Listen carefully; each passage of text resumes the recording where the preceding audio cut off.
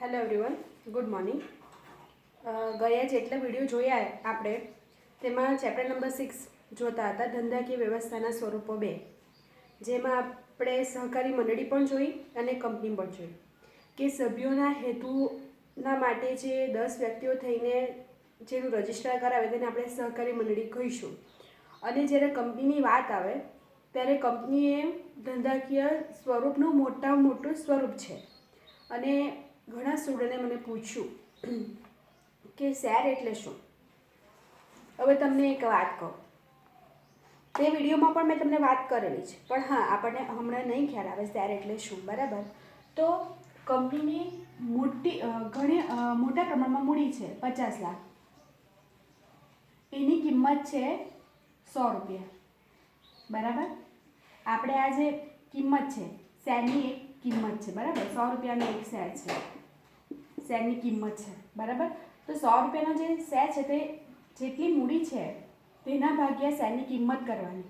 આ મૂડી છે કંપનીની, જે બહાર પાડવાની. કંપનીને આ મૂડીની જરૂર છે. બરાબર, તો એ 50 લાખ રૂપિયા કંપનીને જોઈતા છે હમણાં, એટલે એ વ્યક્તિ શું કરશે, શેરની કિંમત પહેલાં નક્કી કરશે કે આટલાનો શેર હશે. બરાબર, તો એ 100 રૂપિયા પ્રમાણે શેર બહાર પાડે તો એને કેટલા શેર બહાર પાડવા પડે, તો કેટલા શેર બહાર પાડવા પડે, 50,000. તો આ 50,000 શું થયું, શેર થયું, શેર થયા. બરાબર, હવે એમ કે તમે લોકો કે શેર એટલે શું, તો આ 50,000 જે છે તે શેર જ છે, તમે એને કંઈ જોઈ શકતા નથી.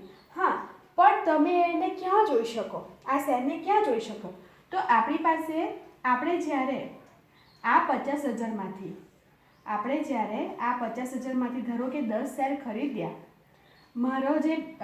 મારી જે ફ્રેન્ડ છે તે એ બીજા 10 ખરીદે, તમે જે છે તે તમે 10 ખરીદો. બરાબર, એવી જ રીતે આખા દેશની જનતા જે છે તે આ 50,000 જે શેર બહાર પાડેલા છે તેમાંથી 10-10 કરીને કોઈ 200 ખરીદે, કોઈ 100 ખરીદે, એમ કરીને ખરીદે.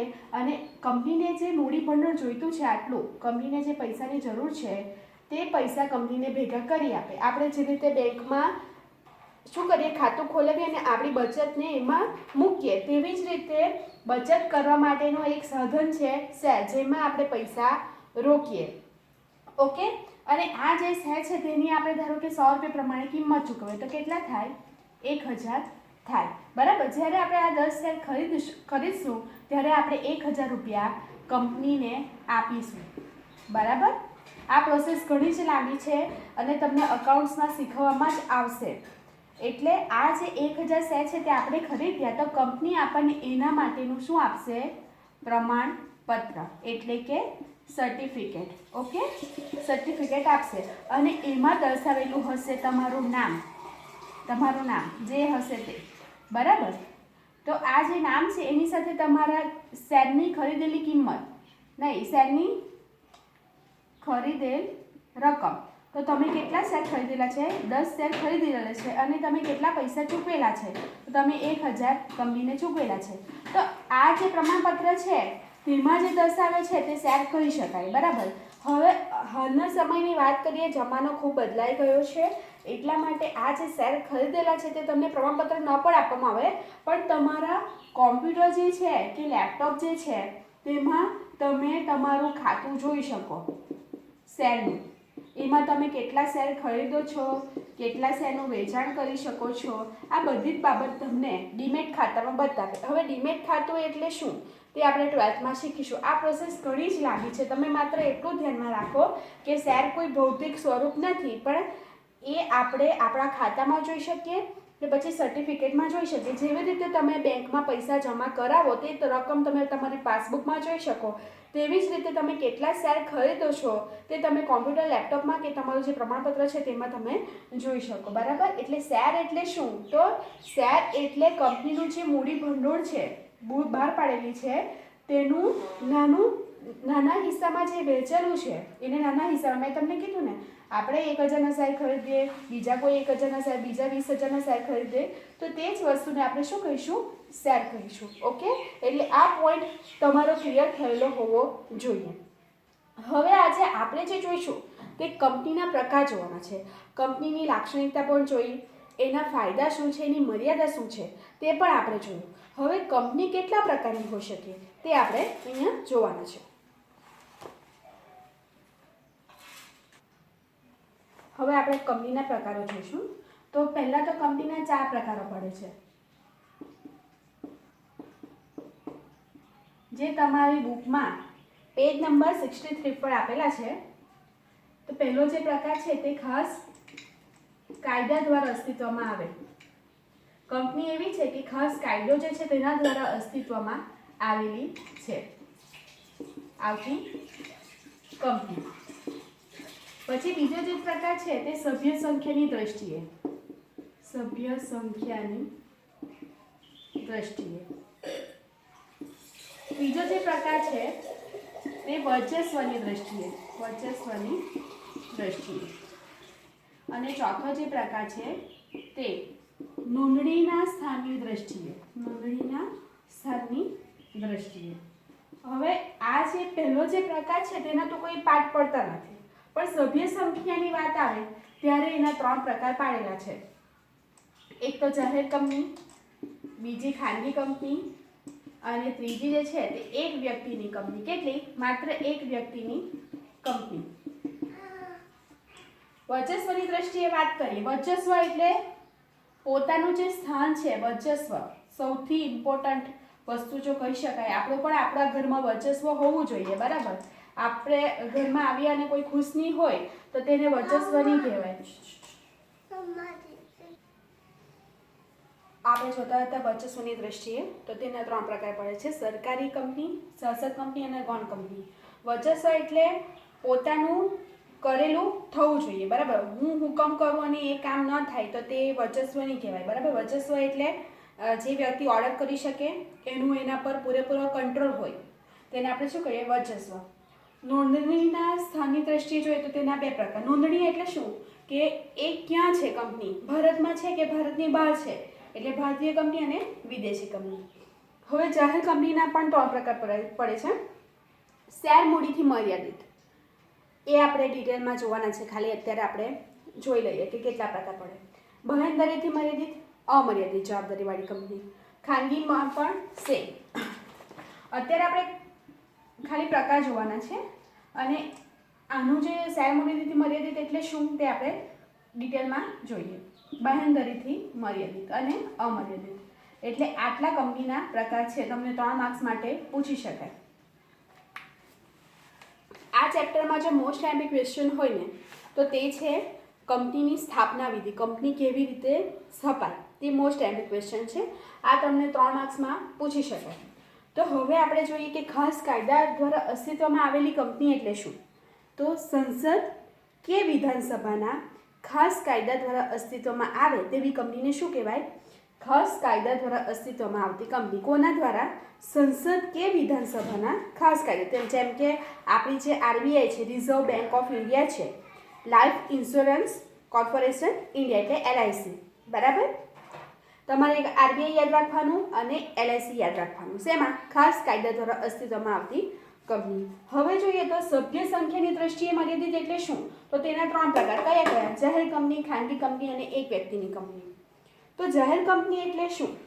તો ભારત કંપની ધારો જે છે, કંપની ધારો અત્યારે કયો લાગુ પડે? પહેલાં 1956 હતો, અત્યારે 2013 નો જે કંપની ધારો છે તે લાગુ પડે આપણને.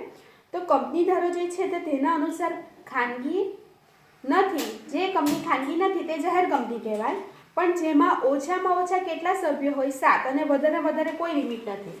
યાદ રાખજો, તમને 1 માર્ક્સ માટે આઈએમપી તો ઓછામાં ઓછા કેટલા? 7 અને વધારે કેટલા? તો તેની કોઈ લિમિટ નથી. તેવી કંપનીને શું કહેવાય? જાહેર કંપની. કંપની તેના શેર કે ડિબેન્ચર ખરીદવા માટે જાહેર જનતાને આમંત્રણ આપી શકે. શેમાં? જાહેર કંપનીમાં. એટલે ઓલ ઇન્ડિયા, બહારના દેશવાળા ગમે તે હોય તમને શેર ખરીદવા માટે આમંત્રણ આપી શકે, જાહેર કંપની. ને શેરની જે ફેરબદલી છે, હું તમારા નામે કરી શકું, તમે બીજાના નામે કરી શકો, બીજો ત્રીજાના નામે કરી શકે. તો શેરની ફેરબદલી છે તેના પર કોઈ નિયંત્રણ નથી. અને કંપનીના સભ્યોની જવાબદારીની દ્રષ્ટિએ 3 પ્રકાર પડે. એટલે આ જે જાહેર કંપની છે તેના 3 પ્રકાર. એક તો શેર મૂડીથી મર્યાદિત જવાબદારી. હવે મર્યાદિત અને અમર્યાદિત તમને ઘણી વાર શીખવ્યું છે, છતાં પણ આ વિડીયોમાં જોઈ લેવું. મર્યાદિત એટલે એવું કે જ્યારે દેવું વધી જાય ને તો પોતાની અંગત જે મિલકત છે ને તેને વેચીને દેવું ચૂકતે કરવા પડતું નથી. અને અમર્યાદિત એટલે શું કે દેવું વધી જાય ને તો પોતાની જે અંગત મિલકત છે તે વેચીને પણ દેવું ચૂકતે કરવાની જવાબદારી. ઓકે, આ બે ડિફરન્ટ છે, આને ધ્યાનમાં રાખજો. તો જ્યારે શેર મૂડીથી મર્યાદિત જવાબદારી એમ કહેવાય ને તો મેં તમને કીધું તેમ, ધારો કે હું 10 શેર ખરીદું ને કંપનીના અને 1,000 100 રૂપિયા પ્રમાણે મારે 1,000 રૂપિયા આ શેરમાં કોઈ પણ કંપનીમાં રોકાયેલા છે, બરાબર. હવે કંપનીનું નામ તો હું તમને નહીં આપું. તો 1,000 જે શેર છે તે રોકાયેલા છે, બરાબર. હવે ધારો કે આ કંપનીનું વિસર્જન થાય. વિસર્જન એટલે શું? આપણે બાપાનું વિસર્જન કરીએ ને, હે ને, તો આ જે કંપનીનું વિસર્જન થાય એટલે કે કંપની બંધ થઈ જાય, બરાબર. તો આ જે 1,000 રૂપિયા જે શેર છે તેટલા પૈસા મારા શું થાય? ડૂબી જાય. એટલે કે આ પૈસા હવે મને નહીં મળે, બરાબર. પણ કંપનીનું દેવું એટલું બધું હોય કે આ પૈસા નહીં મળે તો પણ બીજા પૈસા જોઈતા હોય એને દેવું ચૂકતે કરવા માટે, તો મારી અંગત મિલકત વેચીને એ પૈસા માંગી શકે નહીં, બરાબર. એટલે મેં જેટલા શેર ખરીદેલા છે એટલા જ શેરની જવાબદારી છે, એટલા જ પૈસા મારા જાય, બીજા કોઈ પૈસા જતા નથી. ભલે ને કંપનીનો વ્યવહાર કંપની જાણે, આપણે જેટલા શેર લીધેલા છે હા એટલા પૈસા આપણા ડૂબી જાય તો કંઈ વાંધો નહીં, પણ તમારું દેવું એટલું બધું હોય ને મારી મિલકત વેચીને તમે દેવું ચૂકતે કરવાના એ વાત ખોટી, બરાબર. એટલે શેર મૂડીથી મર્યાદિત.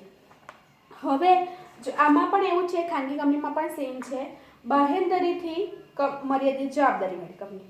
ને હા, મોસ્ટ એમ્પી આ જ્યારે જે કંપની છે તેના નામના છેડે લિમિટેડ લગાવેલું હોય. શું લગાવેલું હોય? લિમિટેડ. એટલે ધારો કે કોઈ પણ લિમિટેડ, હવે ધારો કે આપણે રુચિતા લિમિટેડ, બરાબર, આવું નામ હોય એટલે એનું જે નામ હોય તેની પાછળ શું લગાવેલું હોય? લિમિટેડ લગાવેલું હોય. અને જે પ્રાઇવેટ કંપની છે તેણે તેના નામની પાછળ પ્રાઇવેટ લિમિટેડ લગાડેલું હોય, બરાબર. એટલે એક જાહેર કંપની છે તેના નામની પાછળ શું લગાવેલું? લિમિટેડ. અને પ્રાઇવેટ જે હોય તેની પાછળ પ્રાઇવેટ લિમિટેડ. એટલે ખાનગી કંપની કઈ અને જાહેર કંપની કઈ તે ખબર પડે આપણને. હવે જોઈએ તો બાહેંધરીથી મર્યાદિત એટલે કંપનીના જેટલા સભ્યો છે, શેર તો વાત જવા દઈએ, પણ જેટલા સભ્યો છે તે લોકોએ બાહેંધરી આપેલી હોય છે કે જો કંપની લોસમાં જશે તો દેવું ચૂકતે કરવાનું હશે તો હું આટલા પૈસા આપીશ. એ માટેની બાહેંધરી એટલે શું કે પ્રોમિસ આપેલું હોય કે જો કંપની દેવુંમાં જશે તો મારે આટલા પૈસા હું તમને આપીશ, એ મદદ કરીશ, હેલ્પ કરીશ. ઓકે, તેને બાહેંધરીથી મર્યાદિત. અમર્યાદિત જવાબદારી એટલે શું? જેટલા પણ સભ્યો છે તેની જવાબદારી અમર્યાદિત હોય. જો કંપનીના દેવા વધી જાય મિલકત કરતાં તો દેવું જ્યારે ચૂકવવાનું હોય ત્યારે પોતાની અંગત મિલકત વેચીને પણ એ દેવું ચૂકતે કરી આપવા પડે. તેને શું કહેવાય? અમર્યાદિત જવાબદારી. શેર મૂડીથી મર્યાદિત એટલે જેટલા શેર ખરીદેલા છે એટલી જ એની જવાબદારી. બાહેંધરીથી એટલે શું કે સભ્યોએ બાહેંધરી આપેલી હોય કે જો દેવું વધી જાય તો હું આટલા પૈસા આપીશ નક્કી કરેલા હોય. અને અમર્યાદિત જવાબદારી એટલે શું કે દેવા વધી જાય ને તો મારી અંગત મિલકત પણ વેચીને દેવું ચૂકતે કરી આપીશ. ઓકે, હવે આપણે જોઈએ ખાનગી કંપની. તો ખાનગી કંપનીની વાત આવે ને ત્યારે તમને સભ્ય સંખ્યા ખબર જ છે. કંપનીની સભ્ય સંખ્યા ઓછામાં ઓછી કેટલી? 2 અને વધુમાં વધુ કેટલી? 200. યાદ રાખવાની. આમાં કેટલી? ઓછામાં ઓછી 7 અને વધારે કોઈ નિયંત્રણ નથી, એટલે ગમે એટલી રાખી શકો. ખાનગી કંપનીમાં 2 થી 200. અને ખાનગી કંપનીને શેરની જે ફેરબદલી છે તેમાં નિયંત્રણ હોય. તમે 2 વાર કરી શકો, 4 વાર કરી શકો, એનાથી વધારે નહીં કરી શકો. અને આમાં શું કે જાહેર જનતાને તમે ઇન્વિટેશન આપી શકો શેર ખરીદવા માટે, પણ ખાનગી કંપની જ્યારે ચાલુ કરો ત્યારે અંદરના જ સભ્યો શેર ખરીદી લે, બરાબર. જાહેર કંપનીને કોઈ જાહેર જનતાને કોઈ ઇન્વિટેશન હોતું નથી. એટલે આમ જે આપણું જે પબ્લિક છે તેમાં ખાનગી કંપની શેર વેચી શકે નહીં. અંદરના જે સભ્યો છે કે અંદરના વ્યક્તિ જે છે તેણે શેર ખરીદવા પડે. હવે આપણે જોઈએ તો ખાનગી કંપનીના જે 3 પ્રકાર પડે કે મર્યાદિત જવાબદારીવાળી કંપની. તો કંપની સભ્યોની જવાબદારી તેણે ખરીદેલા શેરની જે દાર્શનિક કિંમત છે એટલે જે મૂળ કિંમત છે, દાર્શનિક એટલે શું? મૂળ કિંમત છે તેના પૂરતી મર્યાદિત. આના જેવું સેમ છે, પણ તમને કીધું તેમ કે આની પાછળ શું લાગે? પ્રાઇવેટ લિમિટેડ, બરાબર. શું લાગે? Private limited. બાહેંધરીથી મર્યાદિતમાં પણ સેમ, અમર્યાદિતમાં પણ સેમ. હવે આપણે જોઈએ એક વ્યક્તિની કંપની. એક વ્યક્તિની કંપની એટલે શું? મોસ્ટ આઈએમપી તમને 2 માર્ક્સમાં પૂછી શકાય, તો તમે ઉપર લખી દો એક વ્યક્તિની કંપની એટલે શું? Most IMP question. એક માણસની કંપની એટલે એવી કંપની કે જેમાં એક જ વ્યક્તિ સભ્ય તરીકે હોય. આમાં કેટલા સભ્યો હોય? ઓછામાં ઓછા 7 કે વધારેમાં વધારે કોઈ લિમિટ નહીં મળે જાહેર કંપનીમાં. પ્રાઇવેટ લિમિટેડમાં શું છે? ઓછામાં ઓછા 2 અને વધારેમાં વધારે કેટલા? 200. એક વ્યક્તિમાં કેટલા? એક જ વ્યક્તિ સભ્ય. એક જ વ્યક્તિ સભ્ય એટલે એને એક વ્યક્તિની કંપની કહેવાય. એક વ્યક્તિની આ એક ખાનગી કંપની છે. કંપનીમાં સંચાલક હોય તેવા એક સભ્ય સાથે કરાર કરી શકે. સંચાલક જે હોય તેની સાથે એક જ સભ્ય કરાર. ધારો કે 50 લાખના શેર એક જ વ્યક્તિ ખરીદે, એટલે એક જ વ્યક્તિની કંપની. એક વ્યક્તિની કંપનીમાં આવી વ્યક્તિની લેખિત સંમતિ જરૂરી છે. આવી જે વ્યક્તિ છે તેની લેખિત સંમતિ જરૂરી. કેમ? કેમ કે ગમે ત્યારે ફરી જાય. અને કંપનીની નોંધણી વખતે આવેદનપત્ર, નિયમનપત્ર કંપની રજિસ્ટ્રાર સમક્ષ રજૂ કરવા પડે. એક જ વ્યક્તિની કંપની હોય તો કંઈ નહીં, પણ એણે જે પોતાના દસ્તાવેજ છે તે કંપની રજિસ્ટ્રાર સમક્ષ રજૂ કરવા પડે. એક વ્યક્તિની કંપનીની જોગવાઈ ક્યારે થયેલી? અંડરલાઈન કરી દો. 1956ના કંપની ધારામાં ન હતી, પણ 2013ના કંપની ધારા અનુસાર કંપની એક વ્યક્તિની કંપની હોઈ શકે. એક જ વ્યક્તિ સભ્ય હોય ને એક જ વ્યક્તિ સંચાલક સભ્ય તરીકે કરાર કરી શકે. લેખિત સંમતિ જરૂરી. અને એ કંપનીનું આવેદનપત્ર, નિયમનપત્ર પણ કંપની રજિસ્ટ્રાર સમક્ષ રજૂ કરવા પડે. હવે આપણે જોઈએ વર્ચસ્વની દ્રષ્ટિએ. તો વર્ચસ્વની દ્રષ્ટિએ 3 પ્રકાર. એક તો સરકારી, શાસક અને ગૌણ કંપની. તો સરકારી કંપની એટલે શું? જે કંપનીની ભરપાઈ થયેલી મૂડીના ઓછામાં ઓછા 51% મૂડી. કેટલી? 51% મૂડી. અંડરલાઈન કરી દો. જે કંપનીની ભરપાઈ થયેલી મૂડીના ઓછામાં ઓછા 51% મૂડી કેન્દ્ર સરકાર, રાજ્ય સરકાર કે એકથી વધુ રાજ્ય સરકારો કે કેન્દ્ર સરકાર અને એકથી એક વધુ રાજ્ય સરકારો સાથે મળીને ધરાવતી હોય તેને શું કહેવાય? સરકારી કંપની. એના માટે તમને ઉદાહરણ આપેલા છે. Ashok hotels limited, Bharat heavy electrics limited. Underline કરી દો. મોસ્ટ એમપી તમને ભેલનું શોર્ટ ફોર્મ પૂછી શકાય અને MTNLનું શોર્ટ ફોર્મ પૂછી શકાય કે મહાનગર ટેલિફોન નિગમ લિમિટેડ. એટલે ધારો કે કંપનીની મૂડી 50 લાખની છે, બરાબર. હવે આની જે 51% મૂડી છે, કેટલી? 51% તમારે કરી દેવાની. એમ તો આને 50% કરીએ તો આપણે 25 લાખ થાય, બરાબર. તો 25 લાખ કરતાં વધારે જે શેર છે તે કોણે ખરીદેલા છે? કેન્દ્ર સરકાર, રાજ્ય સરકાર, એક કરતાં વધુ રાજ્ય સરકાર કે કેન્દ્ર સરકાર અને એક કરતાં વધુ રાજ્ય સરકારે ખરીદેલા હોય તેને શું કહેવાય? સરકારી કંપની. એમ કહેવાય ને 50-50 હોય તો વાંધો નહીં આવે, પણ 51% થઈ ગયો ને તો તે વ્યક્તિ કંપની પર હક જમાવી શકે. વર્ચસ્વ એટલે હક જમાવી શકે. એને શું કહેવાય? સરકારી કંપની. હવે આપણે જોઈએ શાસક કંપની. શાસક કંપની એટલે શું? કોઈ એક કંપની બીજી કંપનીના 50% કરતાં વધુ શેર ધરાવતી હોય તો તેને શાસક કંપની કહેવાય, બરાબર. એ હું તમને સમજાવું, નહીં તો શાસક અને ગૌણમાં તમે ચાલો આ તરફ ધ્યાન આપો. તો શાસક કંપની એટલે શું? ધારો કે આ એ નામની કંપની છે, બરાબર, અને આ જે છે તે બી નામની કંપની છે. એ અને બી નામની કંપની છે, બરાબર. એ કંપનીએ બી કંપનીના 50% કરતાં વધારે શેર ખરીદ્યા. 50% કરતાં વધારે શેર ખરીદ્યા, બરાબર. એટલે બી કંપનીના એ કંપની પાસે 50% કરતાં વધારે શેર છે. જો સમજી લો, એ કંપની છે અને બી કંપની છે. એ કંપનીએ બી કંપનીના 50% કરતાં વધારે શેર ખરીદેલા છે, બરાબર. અને કંપનીના બહુમતી સંચાલકોની નિમણૂકનો અધિકાર ધરાવતી હોય. 50% કરતાં વધારે શેર ખરીદેલા છે, એટલા માટે આ કંપની જે છે તે આ કંપનીના કામમાં ઇન્ટરફિયર કરી શકે. આપણે કીધું ને શેર દીઠ મતાધિકાર. હવે આ જે 50% કરતાં વધારે શેર ધરાવતી હોય તો જે સભ્યોની નિમણૂક કરવાની છે તો આ કંપની તો એનું પોતાનું ચલાવશે ને બી કંપની પર, બરાબર. તેને શું કહેવાય? તો આ કંપનીને આપણે શું કહીશું? શાસક કંપની કહીશું. શું કહીશું? શાસક કંપની. શાસક એટલે શું? રાજ કરવું.